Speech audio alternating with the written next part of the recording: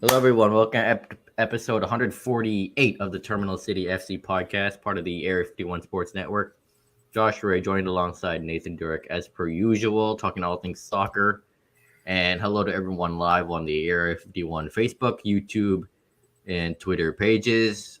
No, we're not an NFL podcast. This brought background from THNO, the news show in Area 51. I don't know how to change it, so we might as well just keep it. But anyway, as always, starting off with the Vancouver Whitecaps. Out of all the they should have won this games this season, they should have won this game. This was a dominant performance. Arguably, there's maybe 10 to 15 minutes kind of in the beginning to the middle of the second half where the tide seemed to shift a little bit. But as soon as the Whitecaps, made a bunch of changes and they kind of went back to almost a back four, the momentum was theirs again. It's funny to say how dominant they were with how many lineup changes there were because of international call-ups, injuries, the number of players that we got to see that we don't often get to see or that are brand new from the summer transfer window. Yeah, and they had their chances, especially in that first half where the press was really working. Dallas couldn't break out of their own half or even their own 18-yard box, but the Whitecaps unfortunately couldn't score. Like Alessandro Schuff had this great chance for a Galazzo, but it hit the post. Sebastian Berhalter's free kick was stopped at the last second by Jimmy Marr. Dimir Krylek hit the post. Oh, by the way, speaking of Jimmy Marr, he is FC Dallas's backup since Martin Pius was on international duty, and he was the man of the match for both teams. Absolutely. Phenomenal performance. The shots were 21-7. Whitecaps had 4 of those on target, but almost all 4 of those were big saves. Yeah, and I did some digging on Jimmy Marr after the game. That was his first game he played the entire season. Really? Yeah. Well, if I remember right, I think he's actually the third string goalkeeper. Yeah, he might be. Yeah. If I'm not too sure. Yeah. Of the 4 shots that Whitecaps had, 4. I mean, there were 4 considered big chances. Standout performances from a lot of players. I didn't expect standout performances from. This is the game. I mean, the mantra you kept hearing was everything but the goal. Yeah, everything. They did everything right except score. Yeah. It was a good defensive performance. There was a couple of hiccups defensively, but they quickly cleaned things up. Defensively, it was an interesting game because while you always have Branko Veselinovic kind of in that middle, both of his wide center backs were completely different from the previous game. Yeah, he had Bilal Habouni, who did pretty well once again in his short career so far with the Whitecaps, and Tristan Blackman, his usual partner. I think this was his first start in league play since he got injured a few months ago. Been about 2.5 months, I believe, since he was dealing with, I want to say, groin issue. Yeah. He had been back for performances off the bench over the last week and a half, but he was still trying to get match fitness, put in a good shift. Blackman, again, a good player with his feet in terms of controlling the ball, getting it out wide, and getting that pass that can break lines. We didn't get to see a lot of that from him. I think this was more just about getting him back to match fitness, but it was a positive sign. Alessandro Schuff, you mentioned him earlier. Best player in the first half. Yeah, easily. Like the play was coming from him and Ryan Raposo down that left side because that's where the chances were creating from because both of them connected really well. And I don't know if it's because of his contract here. We talk about this sometimes in other sports, but Schuff has been noticeably better this year, either as one of those wide players on the wing or sometimes when he plays into that advanced midfielder role, which he has done a couple of times this year and has looked very, very dangerous, actually. You can be critical of a player like him all you want. But yeah, this year. Yeah, it's something to prove. Better. And his contract is up this year, but he's an option for next. We can talk about what to do with him in the off season, but a really good game from Alessandro Schuff. And yeah, he's been way better this year compared to last year. The criticism of him has really toned down ever since like May, April. Yeah. And I don't think he's had a game where ever since where wow, he could have done so much better there. The other player I would like to single out is a player who I believe was only getting his first start with the Whitecaps in MLS, and that's Ralph Priso. Yeah, and you and I have been very critical of him. I'll admit I forgot he was on the team until the game last Saturday, but in the first half, sure, some nervy moments, some bad decision making. Like there was a chance where he could have just shot, but as the game went on, he grew into the game and slowly calmed down and made some good defensive reads. He had a very strong second half. I thought the first half was, it was average. I felt it was almost a little bit inconsistent, but the second half, he really shone. The number of defensive actions that he had, duels, won the majority of his duels.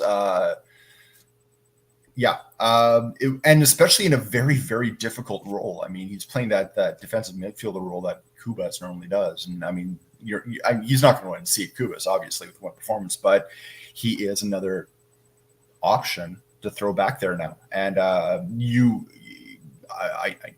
know the coaches have been positive about him, but I think people that watched him would be like, okay, you know what? He's a guy that you can put there and has the potential to put in a shift.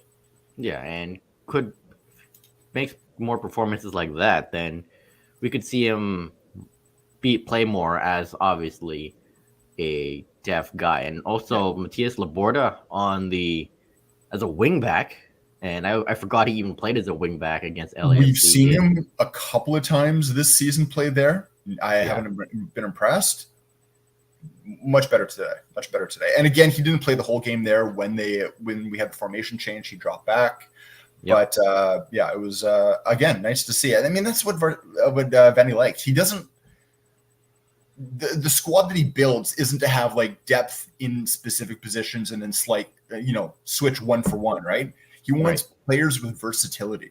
He wants players that can go on the pitch, play multiple positions, think for themselves, understand, and by right of being able to play multiple positions, understand how the zonal system works within those positions. So if I'm playing on the wide guy, I know how to play in the midfield, and I know kind of where the boundaries of that is. So it helps me play the position that I'm in today. Yeah, and I asked Vanny about that after the game. He said no, he wasn't trying to invent the inverted center back role or anything like that, but he liked Laborda's, his ability to run up the pitch because it helps with the press and his aggressiveness, which makes a lot of sense. Yeah. And we saw that in the previous game as well with the number of center back runs that come into the center and in the attacking phase are almost standing on the penalty dot. Yeah, and the FC Dallas did have a few chances. There was one in the first half where Ranko tried a backheel clearance, but it went all over the place, and Takaoka made a fingertip save at the last second. Yep. And then Takaoka didn't have a whole lot to do, but when he was called into action, it was good. Yeah, and Dallas did score. I believe it was Jesus Ferreira. After I forgot who took the long shot that hit the post, but he was miles offside. Like anyone in the stadium could see that. So, but other than those two, Dallas really didn't have anything going for them offensively. No, Dallas. They're missing players too. They weren't missing any players to international call up, but they were missing. Not as you're right. The Whitecaps. I meant that. Not near with Whitecaps, but they did have injuries to key players. Ron was out as well, and that's a guy you normally see in their lineup. So, or since the trade, but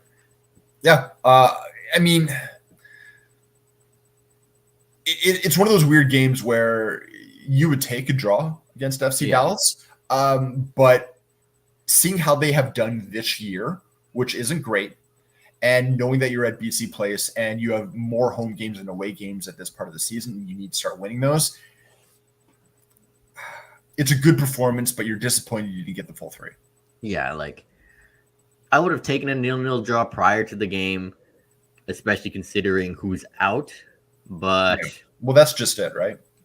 Yeah, but given the way they played and how well they played, it's disappointing they couldn't even squeak one past a Jimmy Mar, who again, credit to him. And And it's talk not for about lack of trying, right? It wasn't for lack of trying. we got to see fresh faces off the bench. The big guy, Stuart Armstrong, came off the bench in the last 5-6 minutes of the game. Well, 6 minutes of added time, rather. Looked all right. Did Yep. slip on the turf a bit. Early days. Made a couple good passes. Tried a few shots. Again, early days for him. Yeah. It was just for him to get his feet wet. Ocampo, we got to see. Still, learning the position there, the athleticism. You can already see. Learning what his role is. There's a Playing player out wide there. like that. Just Uh, seeing him live. Yeah, David Caicedo. I mean, if it wasn't for a little bit of rust because he hasn't played since early June. summer, Yeah. last gasp effort right at the very end of the match, he could have almost just buried one right there. But Jimmy Mara again makes the save with his foot, I believe. I know At the last second.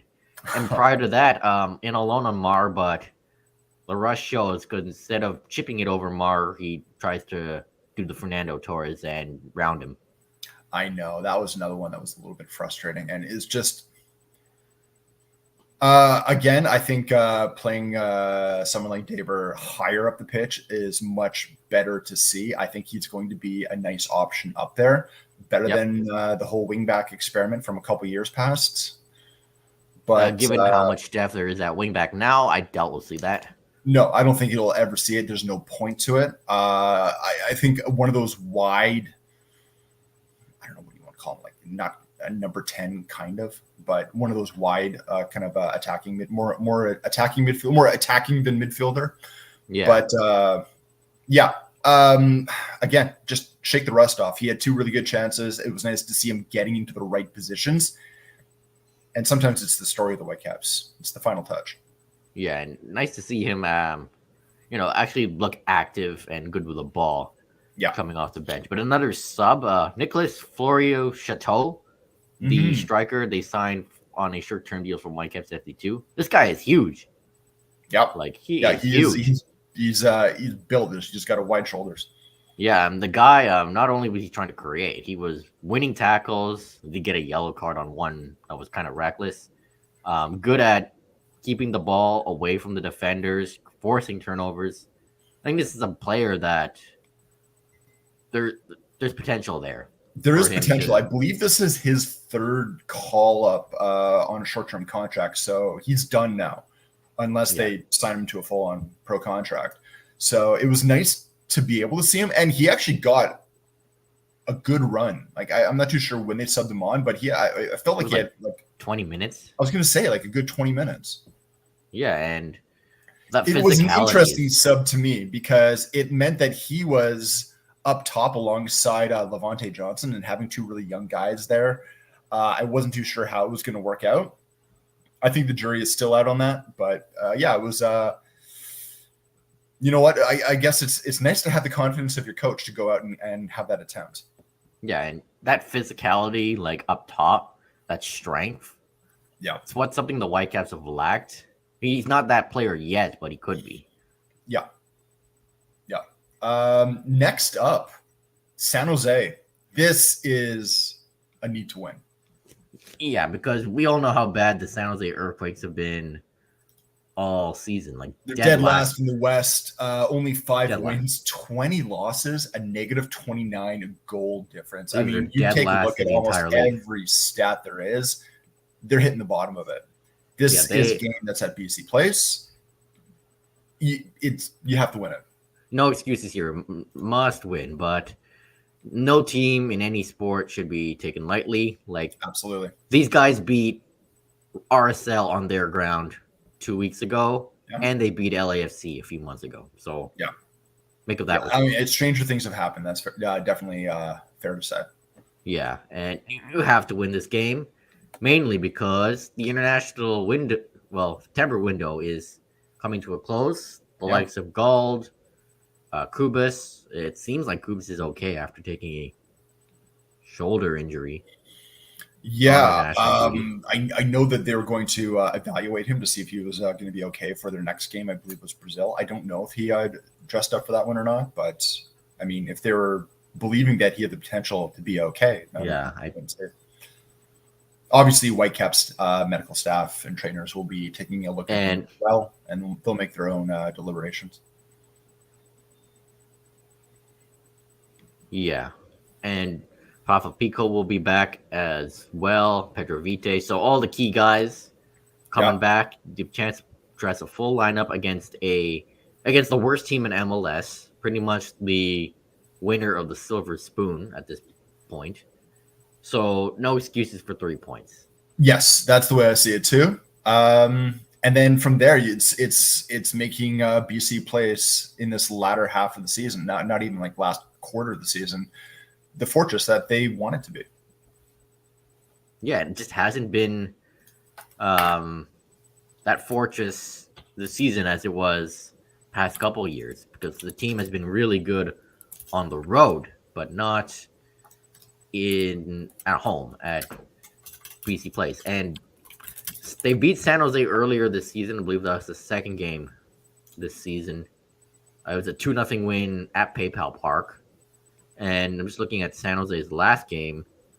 They last played on the 31st, so they're more rested because some teams can play during the international window and some teams won't, because it's MLS, and they lost 2-1 at home to Minnesota United.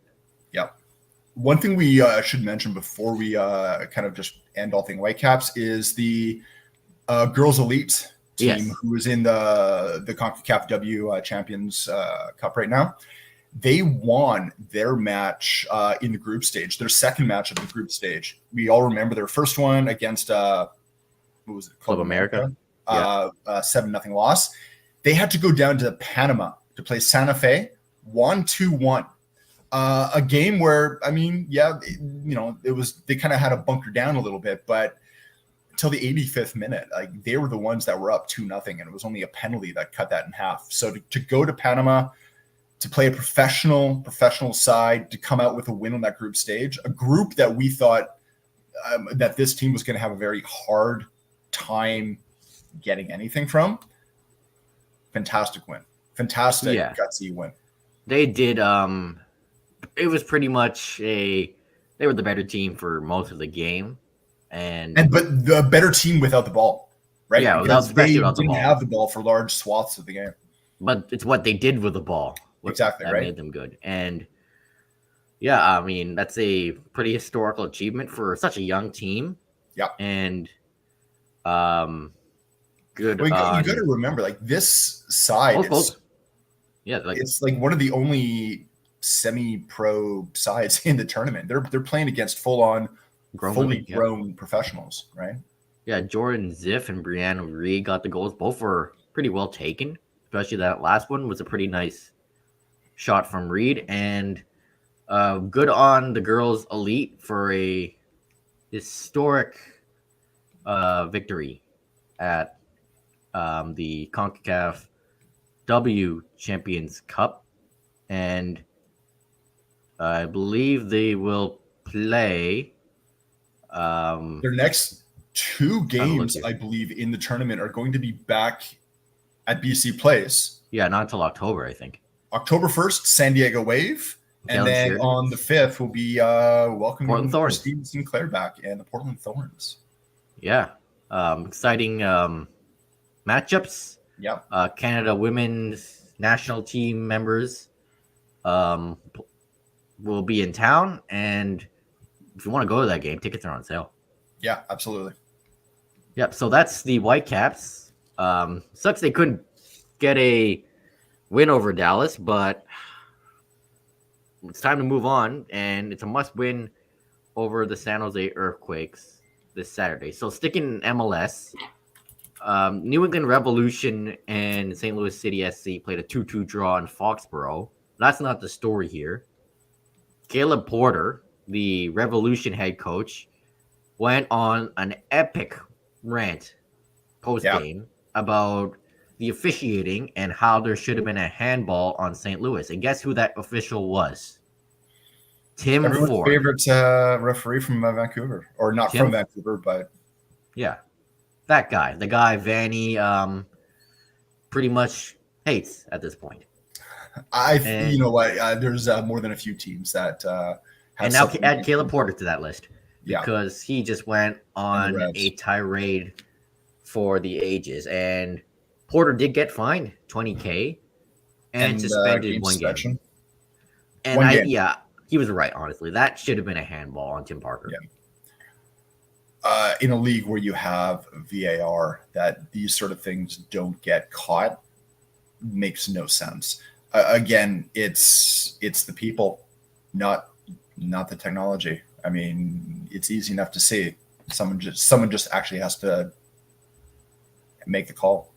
Yeah, and Caleb Porter pretty much said in his rant, like, "Oh, if he can look at the screen for that long and see there's a clear handball, why isn't he calling it?"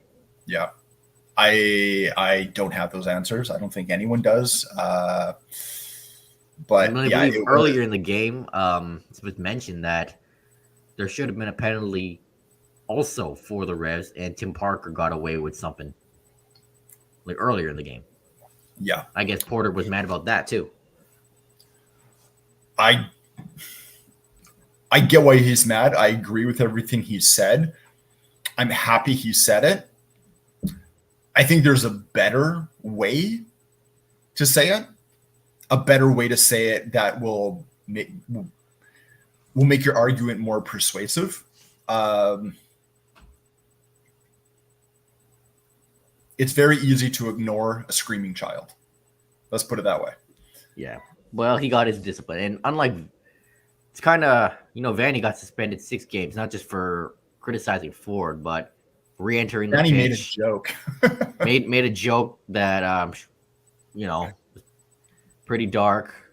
Still, was excessive, but kind of odd to see Caleb Porter get just $20,000 and suspended 1 game. Because no disrespect to Vanny, but felt like Porter's rant was more better.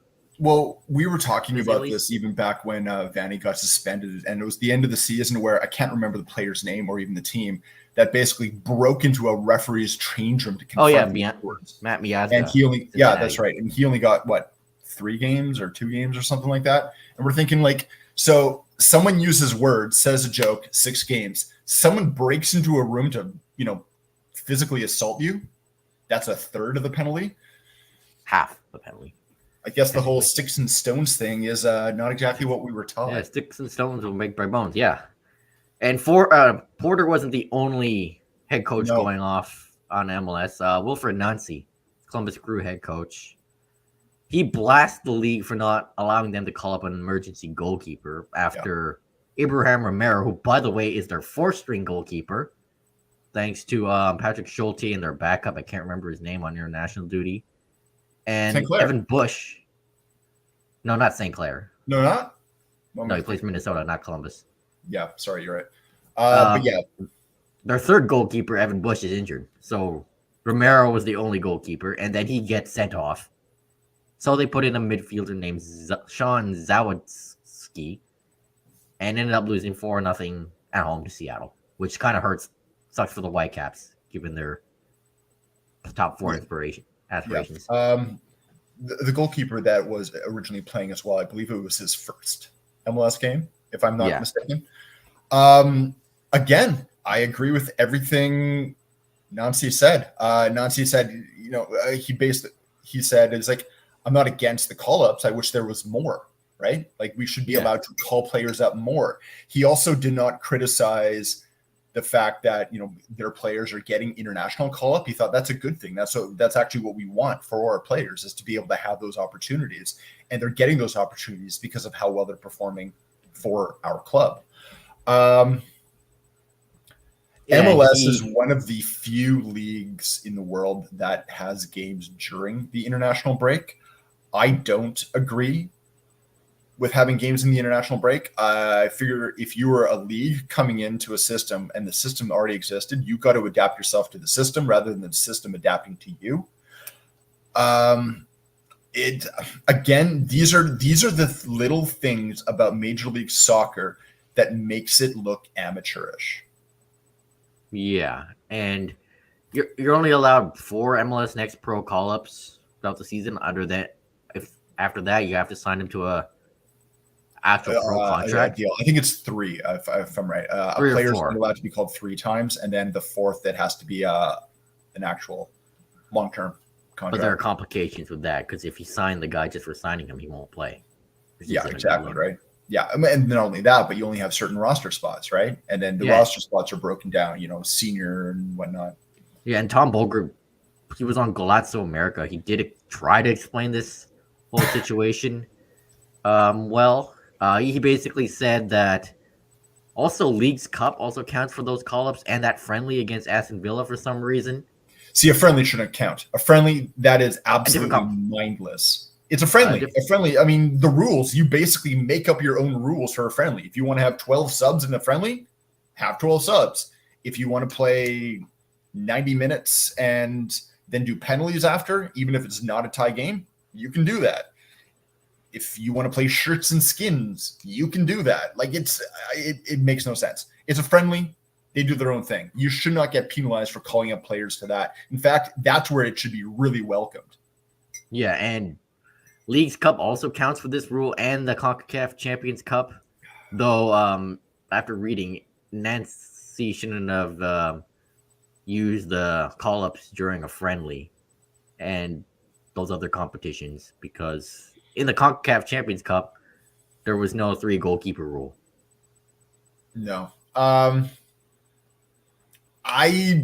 My hope is that this does lead to a change in how short-term contracts are working in Major League Soccer, because I don't think Major League Soccer wants to penalize teams for developing their own players. I think it should be a welcome thing.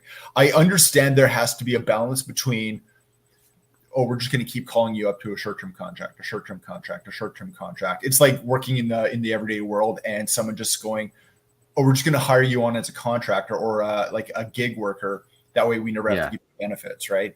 I do understand there has to be a balance in that, but there has to be allowances when you against the entirety of the world in how you structure your league matches. If you want to be different than everyone else, you have to allow allowances for your teams to actually accommodate that. And they didn't do that. They punished their own teams. Yeah. It's not the other way around. Yeah, it's on the league for this. Again, the international. This game actually wasn't supposed to.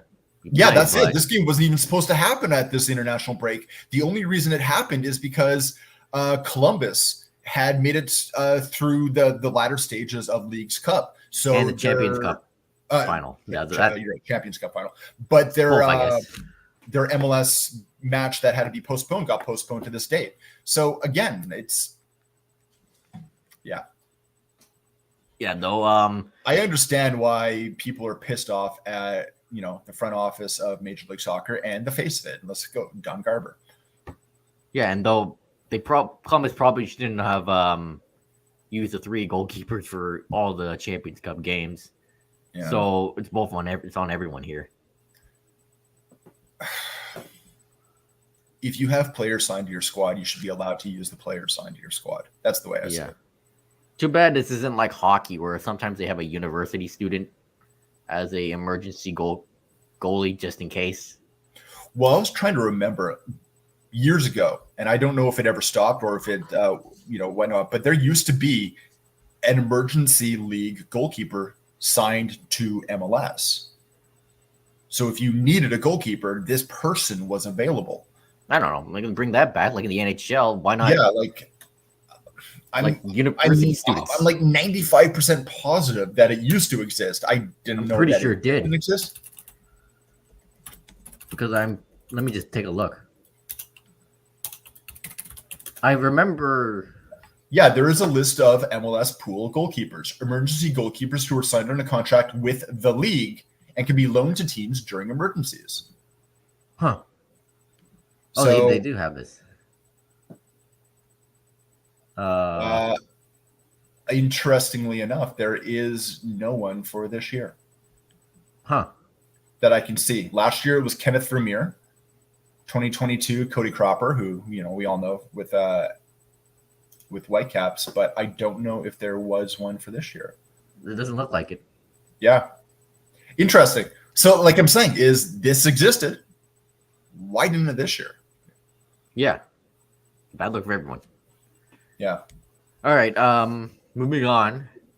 So Canada Soccer, by some miracle, they have reached a tentative CBA with the men and women's players. It covers one period from June of this year to December 2027.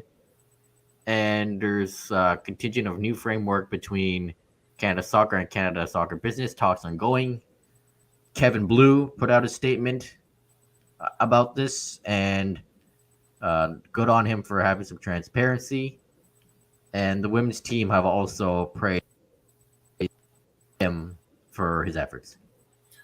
Yeah, I mean, the one thing you can't say about Kevin Blue is that he's not transparent.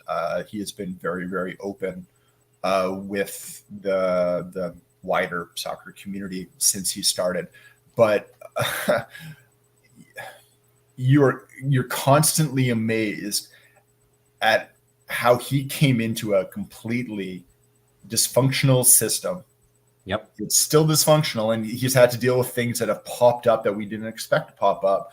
But how he has been able to work at doing what he has done, and he's not even a year into his just a few months. Yeah. I mean, getting a men's head coach was number one. Yep. And he had to get a men's head coach with not having any money. I know we made fun of the whole what the official title is of Jesse Marsh and all that. But you know what? He found a way to get money for a program and to get a guy in. Yeah. Not bad. And you found the best guy available. Found the best guy available. Dealing with the Olympic fiasco and the women's national team and the drones and all that. Yeah. That's still ongoing, but they've been transparent. They've acted quickly. They've taken it out of their hands and into an independent commission, which you need to do, but they didn't dither, right? In previous scandals that's gone through Canada Soccer, it's been closed doors. It's been wishy-washy. No one really knows what to do. No one knows which hand needs to move and the other one needs to respond. Kevin Blue said, okay, no, this is the action. This is what we're doing. We're moving forward. It's moving forward. It's going to be very slow. The next thing is this, a CBA, which has been completely dysfunctional. I mean, we had player strikes. Yep. We had games canceled. Men's and women's threatening strikes. So we've got to remember, like, this was everywhere. The fact that, first off, we knew that the players were going to probably band together for collective bargaining rather than just the men and just the women. They were going to band together to increase their strength. Good. Yep. That's great. That's how they should. I think you're going to find something that's more equitable on both programs. Never been a problem with Kevin Blue. He sat down with all of them, and and also we're not saying we have a deal. We're saying we're still in the middle of it. We're at the latter stages. We have a tentative deal, but we still have this that we need to work. Yeah, pretty much what the statement said. Like, we're close, but we the next step is finalizing. It's working with Canada Soccer Business. Now, it sounds like, by his own admission, talks with Canada Soccer Business are going quite well. Again, that's going to be a very difficult thing to iron out. There's a lot to get through on that, but it sounds like it's going to push through. I have nothing bad to say about this guy. I mean, they brought him in to calm a sinking ship. He's done that, and he's he's not only done that, but he's starting to put out the sails again. Yeah, and it's a step in the right direction. Hopefully, a new beginning for Canada Soccer. And that's one of the things that the women's statement put out. Yeah, they talked about previous challenges, but they talked about the positive steps that they have seen, the very tangible steps that they have seen since the regime change, and the amount that they feel that they're being worked with, not having things imposed on.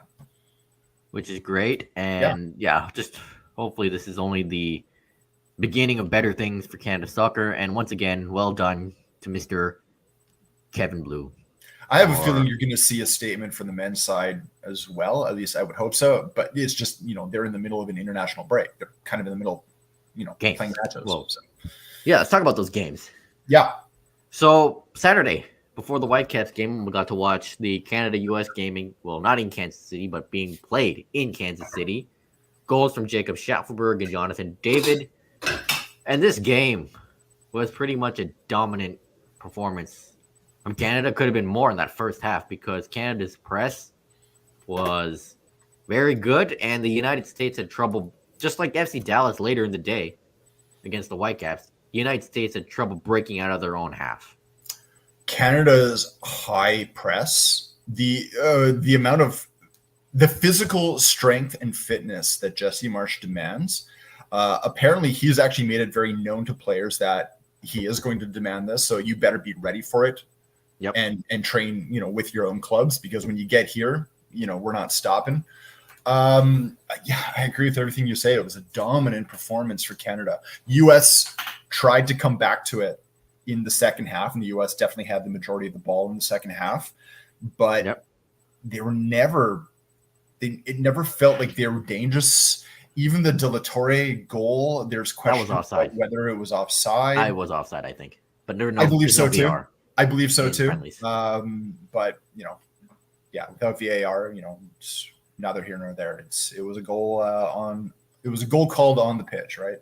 Yeah, and credit to Moise Bombito and Derek Cornelius again. Like that, those two on the back line were formidable. Put Balogun and Pulisic in their pockets, basically.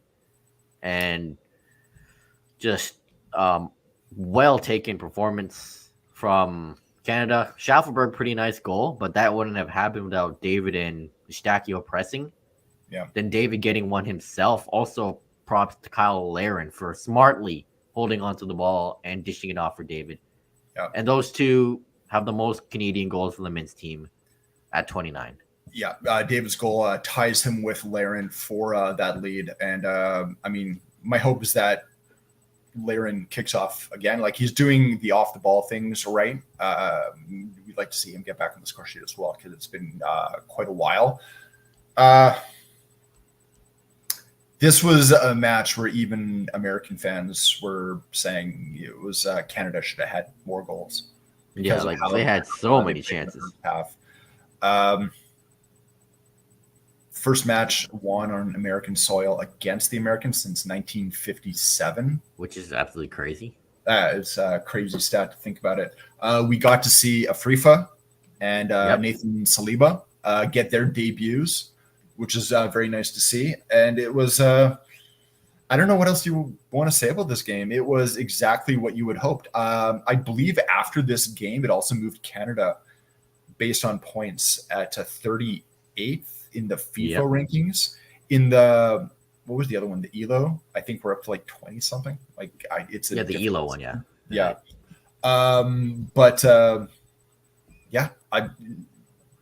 Great.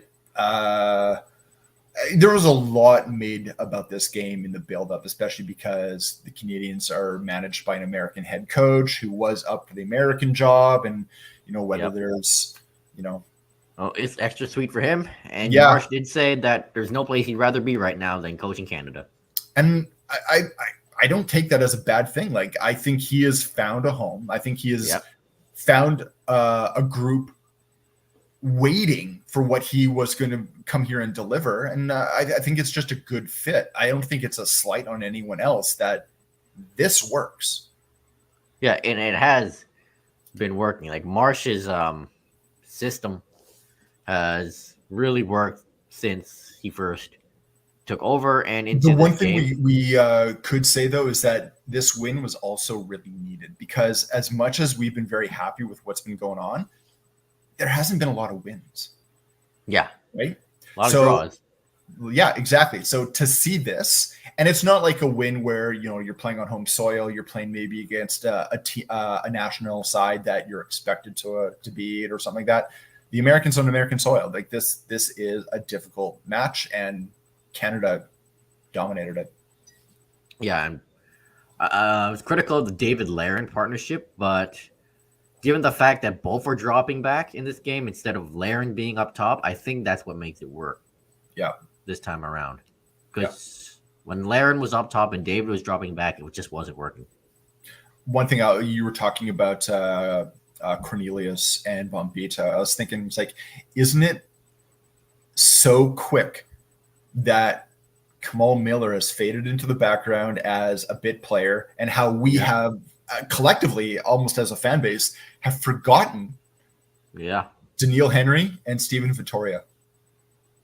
Yeah, times have I mean, changed. I get it. Those guys are out of the program. They're basically almost just retired players. But just from our collective mindset, it's like we've forgotten about them. Yeah, which is we shouldn't. I mean, they did.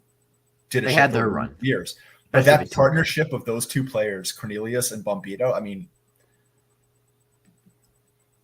Jesse Marsh is thanking his lucky stars for how he wants to play, and he has a defensive pair like that just lets them go forward and do it.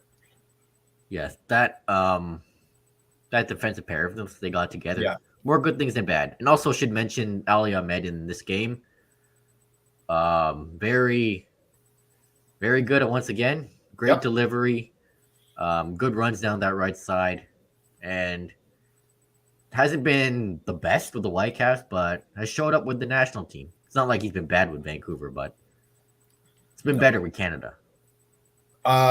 This year, yes. Yeah. I think his time with Whitecaps has been inconsistent this year because he hasn't been consistently getting the game time. Yeah, that might be it. Yeah. Last night, 0 draw against Mexico. Again, game was in Arlington, Texas. At the home of the Dallas Cowboys. I don't know. This game was chippy pretty much, and Canada came to play football. Mexico came to play. I don't know, like they WWE. Came to Maine. Yeah, they came to Maine. They came to play WWE. Yeah. It was tough to see any sort of play or build up or string even a few passes together because it felt like every 2 minutes there was a whistle. No, it felt like every 5 seconds. Yeah, like there were so many stoppages in play that you couldn't play. Yeah. I know it's thankfully no one got injured. You never want to send someone off in a friendly, but some of these things were dangerous. There should have been more bookings, honestly. Yeah. Given how rough those tackles were. A player like Arujo, I have no idea how he's still in the pitch. Same with that Herrera guy. Yeah, Herrera. Huerta. Yeah, sorry. Yeah. In the later half. Canada did string some stuff together. Again, it was a difficult game to really have any sort of attack or any shots because hard game to process because not really much was happening. It's not the one thing you did learn is Canada can keep a calm head. Yeah, and they didn't. And that's important when you're playing in CONCACAF. They didn't let those tackles and rough stuff get to them, which is great. Yeah. Other than that, I don't think you can take much else from this game. Yeah, other than at least no one got injured. Yeah. And though Canada only created one decent scoring chance, and that was Kyle Laren's shot, which was saved. Really good save. It was a good chance. Yeah. St. Clair, great game. I think it's really interesting Canada having two starting goalkeepers. I mean, they're both starting caliber goalkeepers, and I think it's nice that in matches like this, Marsh wants to see both of them. Yeah, and should also mention Nico Sigur, the Burnaby native who just committed to Canada. Made his debut last night. Yeah. Looks fast. He was playing a little bit out of position. He was playing as a right back. He can play there. He's more of a guy that plays in the midfield, but he has that versatility. So I think what we saw was nice to see, but I think we can see more from him. Yeah. Ali Ahmed also, I think, best player for Canada down that right flank. Best player in the first half. Second. Well, you got taken off. It was a little bit. He also was getting knocked around in the second half. I think it was a bit more difficult. He wasn't able to. he wasn't able to do what we normally see him do, which is interesting because Ahmed is one of those guys that I've said it before. When he runs with the ball, I feel like he is a half step away from tripping over his own feet. He runs with his body so far forward over his feet, but it works. And I think it confuses teams trying to defend him because it's like trying to figure out where's this guy going to maneuver or get through. He wasn't able to do that a lot more just because the tackles were so much more overt, for lack of a better word. People weren't going after the ball; they were going after the man, which you don't really do in this game. Yeah, and Richie Larea, who's a guy known for his antics, pretty much tried to fight fire with fire, but it didn't let him get to his head, and he also looked good down on that right back position with his speed and service. Also, Alphonso Davies in this game. He and Liam Miller were creating down that left side, and Davies was good defensively, especially with that block late in the game. Late in the game. Marsh made a comment after the first game. He said that, against the United States, he said his favorite moment of the game wasn't one of the goals. It was when I can't remember the player. What was it? Adamson? Or I can't remember. Aronson, thank you.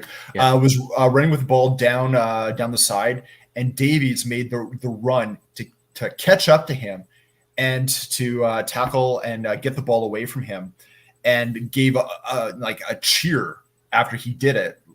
Happy, and he said that was his favorite moment of the game because it shows they're taking the defensive game just as seriously, and that's what you want to see not only from your captain leading, but you also want to see your defenders cheering those moments like strikers cheer goals. Yep. And again, Davies has embraced that. He's embraced his role on the team. And we used to be critical of Davies on the international stage because he kept trying to do too much.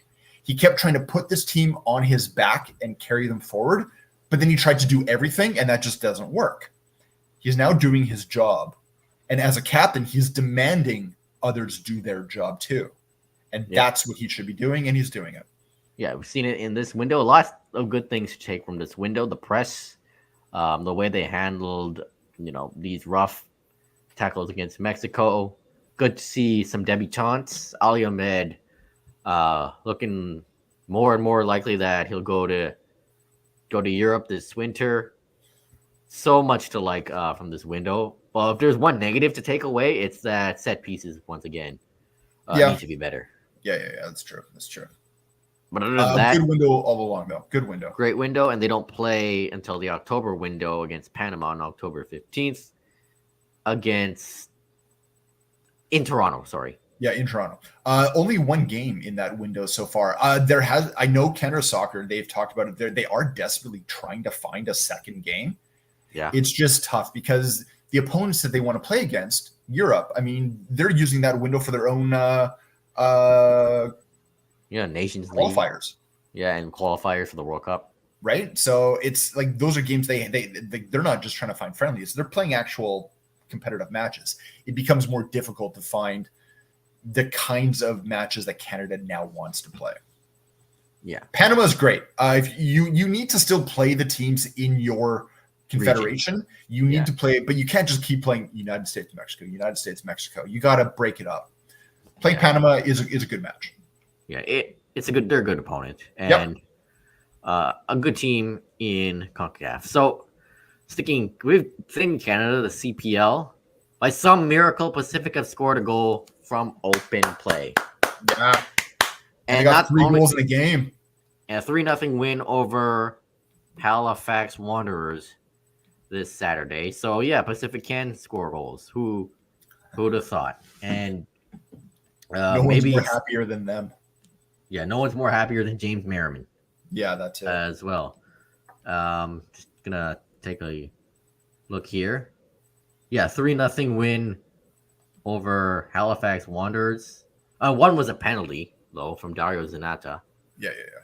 Andre Turcovino, 33rd minute, and the guy on loan, the guy signed from Vancouver, Moses Dyer, 81st. Somehow Pacific had 20 shots in this game, and 10 were on target. That's pretty dominant. Though what helped was Halifax got 2 players got sent off. Didn't watch this game, just saw the highlights. Yeah. Pretty justifiable red cards, but a win's a win for Pacific, and they're still in the race, kind of, for that playoff spot, the 5th spot, which is held by Vancouver, which we'll talk about now. 1-0 loss from them at Willoughby Park to York United. Conceded like early in the game, but just couldn't create any. I mean, they had a few decent, but only 2 shots on target, and just couldn't really get anything going offensively. And that 4th-minute goal by Niall Higgins was York's only shot on target the entire game. So pretty disappointing effort from Vancouver FC. But another big story in the CPL this weekend. Valor and Atletico Ottawa. Always a good matchup. 1-1 draw on a Monday. Sean Hundle, former Vancouver guy, gets Valor on the board first, but Ruben Del Campo scores a penalty kick in the 77th minute to tie the game and secure the point for Atletico Ottawa. However, this should not have been a penalty at all. Because if you look back at it, the Valor player, he had his arms behind his back. Campbell. Yeah. Not much Dante Campbell. Not much he could do there. The arms weren't up like this or up high in the sky. Like put your hands in the air. They were behind his back. And the ball hits him in the hands there. But what could he do there? Yeah. Never a pen. So Valor got shafted 2 points. And just looking at the CPA table again.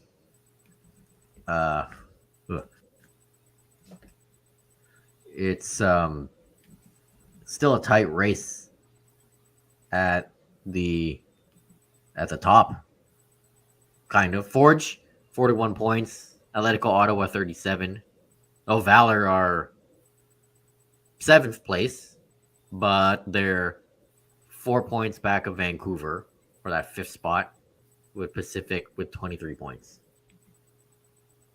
So big days in the CPL because season's winding down fast and playoff positioning will be determined in the next few weeks.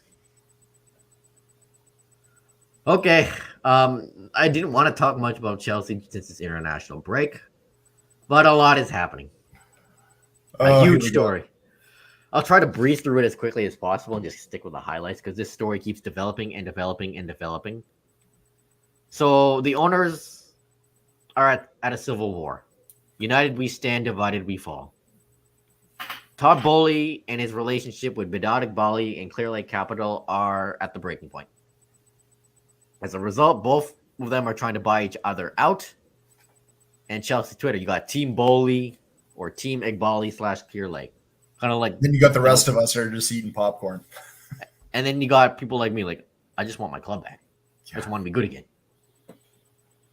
Well, this is like Team Edward, Team Jacob from the Twilight Saga fandom or whatever.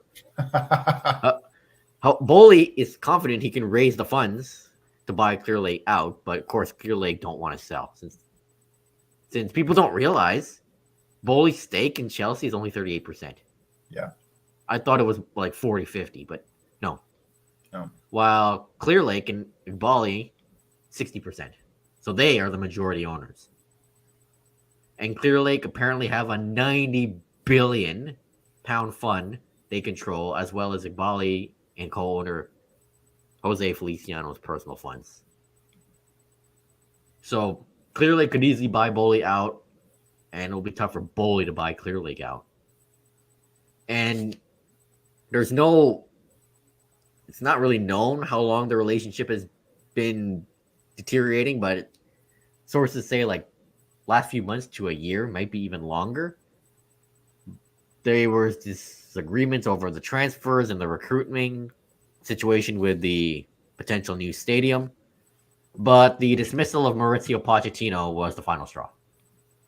Yeah. Because Boli wanted to back Pochettino and have some stability.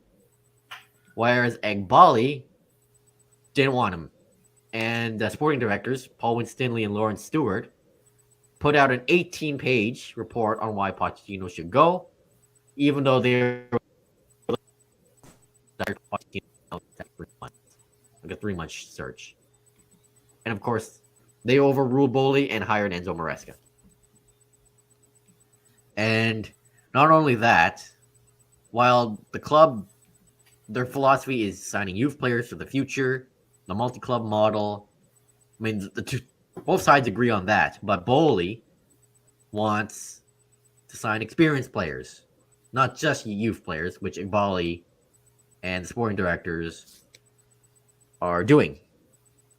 And Ben Jacobs reported that Boli has accused Igbali of micromanaging and says Igbali is obsessed with player trading because, for those who don't know, Clear Lake is an investment firm, private equity firm that focuses on investments, future gains, profit, and all that. And Igbali is pretty much running Chelsea like an investment firm, like he's trading stocks. So, there's also another difference between them. Boli wants to be less involved. Sure, he was involved in that first window because he had no choice. Because there was no sporting director since Marino Granoscavia left due to the sanctions. So he had no choice but to be thrusted into the limelight, made himself chairman and interim sporting director until Winstanley and Stewart were hired.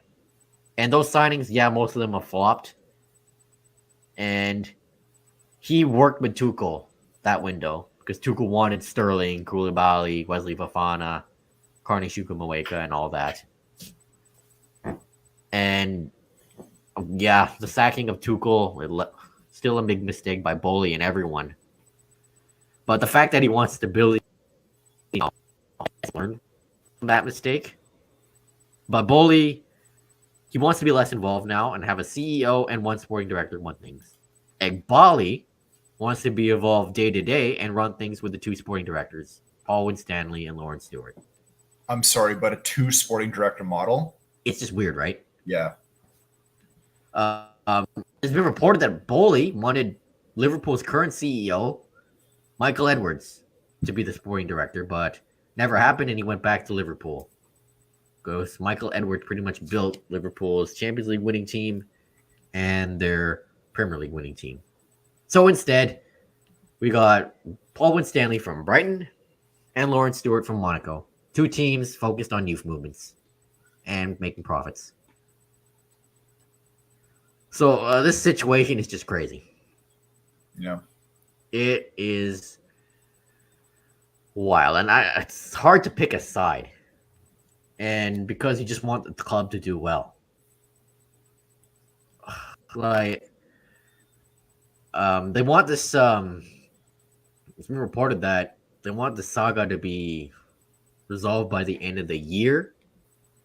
And I don't know where this will go.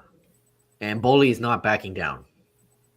And it's really tempting to choose the Igbali side because they wanted Pochettino gone. But it's also tempting to choose the Boli side because of his background in running a sports team. Look at the LA Dodgers. Successful team, sure only won World Series, but they have a lot of good young players, but they brought in experience. Look at Otani, Betts, Freeman, all those guys. And, you know, Chelsea's mantra during the Abramovich era was to sign the best of the best. And Boli wanted to carry on that that model. So it's just crazy. How how this is being run. It's a circus. This whole club is a circus. If I had to pick one, it'd be the Bowley side because that he wants to be less involved, like Abramovich was, and let the football people do the football things. Whereas Iqbal clearly want to run Chelsea like an investment firm, like they're trading stocks. So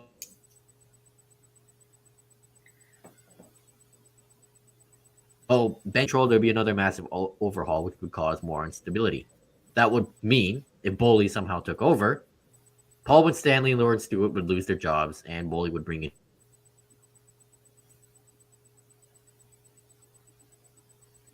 his own sporting director. So, this civil war is just beginning within the Chelsea hierarchy, and I don't know where this will go, and if a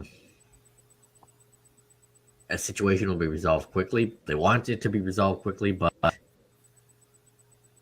they can't. And things are getting even stranger now because it was reported widely that Bowley wanted Tuchel to use that 4-4-3 formation.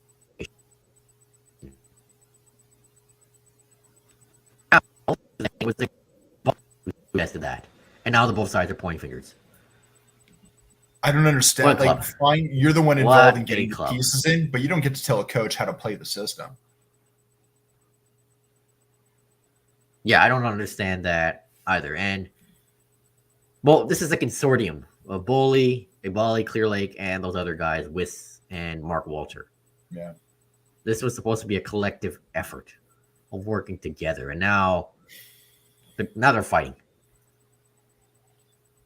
because ever since they walked in the door, it has been an absolute gong show. But Todd Bowley's not willing to back down, and Not from at the all. looks of it, people who've criticized him owe him an apology. Sure, he hasn't been perfect. He has had his sins, but just from looking at it, it seems he's more to run the club than Bidat Iqbal and Clear Lake, because it's been clear that Bowley's heart is in the right place. And let's not forget, he wanted to buy the club originally in like 2018 from Abramovich. So if I had a choice, it's Todd Bowley.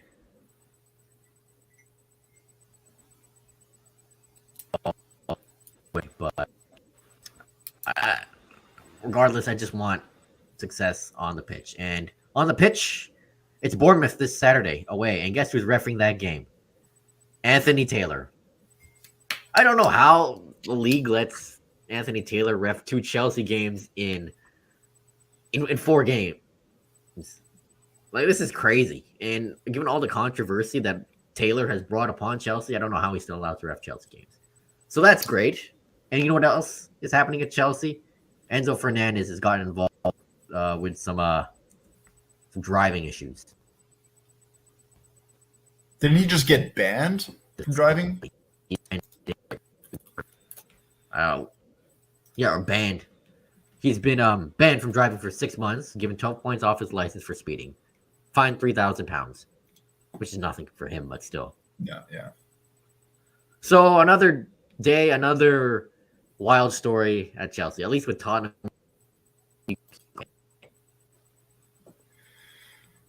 Yeah, Tottenham's kind of quiet right now. I mean, there has been still a little bit. The international or the summer window is still open in certain places. So I talked about it last week.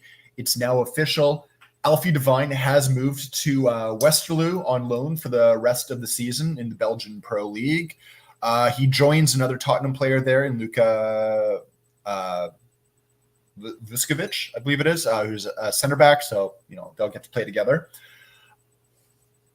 It's also still the time where you can still sign free agent players. And one of the interesting and kind of funny sort of stories is Adrien Rabiot, French international player, who's played multiple places.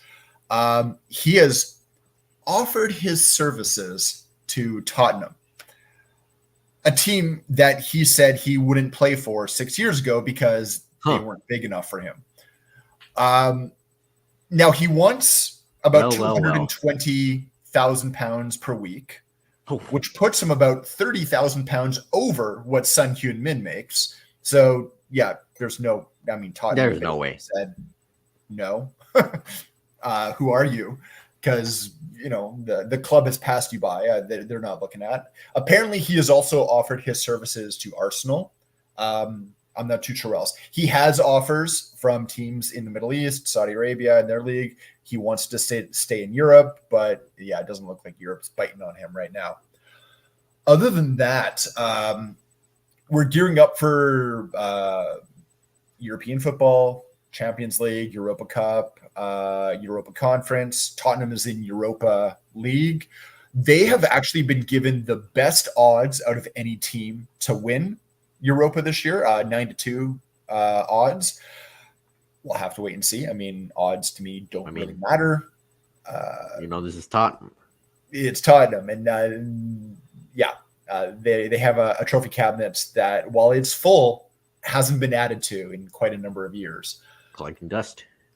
Yeah. The one interesting thing is, out of any team in the top 5 European leagues so far this year, no team has a higher possession percentage than Tottenham.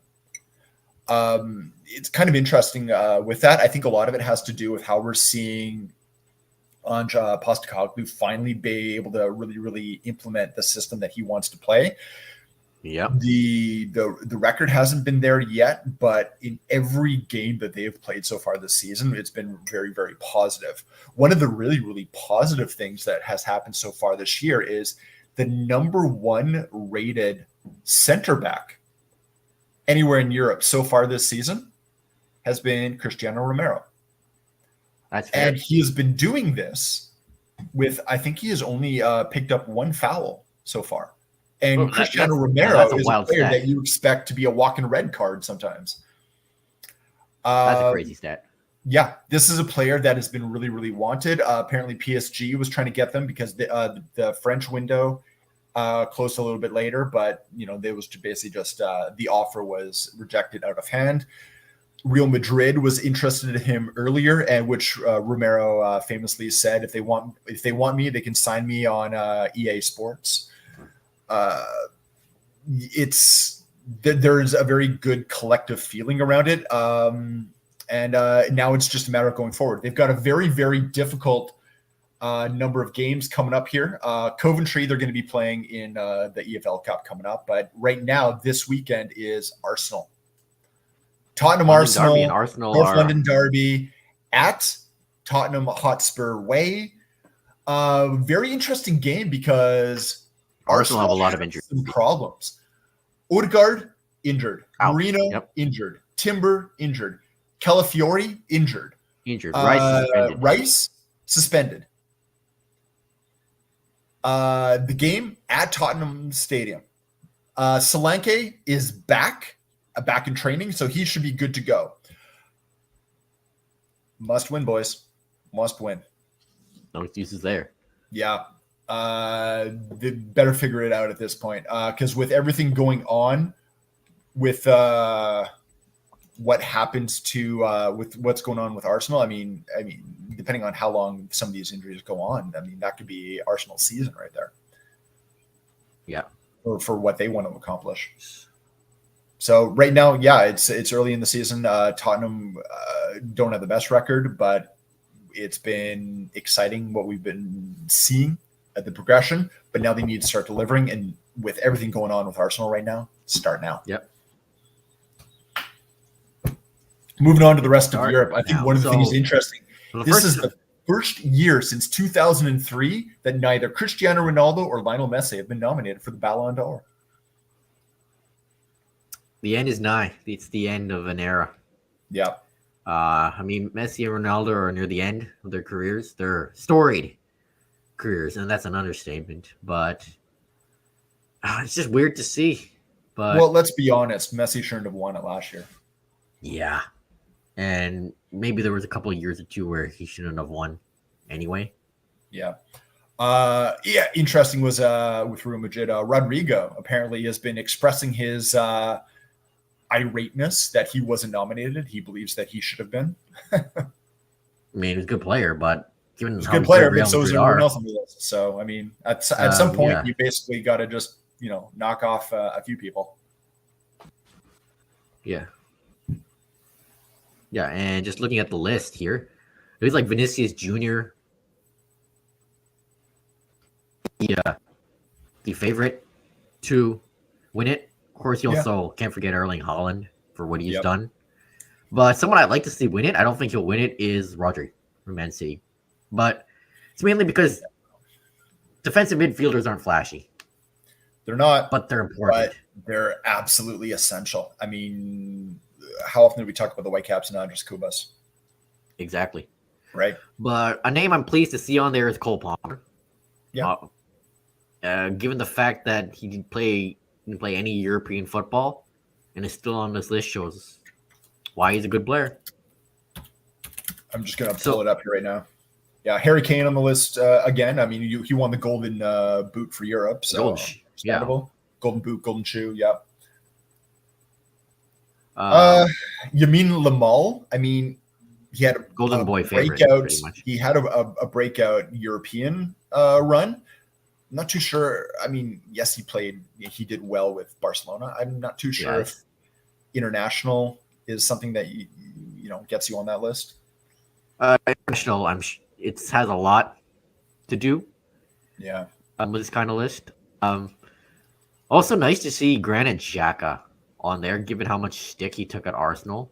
Some of it rightfully deserved, some of it not so rightfully deserved, but he left Arsenal, went to Bayer Leverkusen, won the German Cup and the Bundesliga. So, and he's on the Ballon d'Or list. Yeah, absolutely. I agree with you. I think players like Haaland, I think players like Foden as well, Vinicius Jr. have got to be favorites on this thing. Yeah, my personal pick is Rodri, but again, defensive midfielders don't get a lot of love. They don't. I think also on that list, just for the feels, someone like Tony Cruz. But I know, nice to be nominated. Yeah. So, Brazil's head coach Dorival Jr., sorry, stated in the press conferences that Brazil will be a finalist in the 2026 World Cup. And he said this in one of the press conferences during the international break. Brazil, again, hasn't really been wowing to the extent that we very disappointing Copa. Not only that, but Brazil lost during this break. Argentina too, we can mention. But to make such a bold statement, not only are we going to be in the World Cup, which you're Brazil, we get it, but you're going to be a finalist. I mean, sure. I mean, you got to show it though. It's just so unnecessary.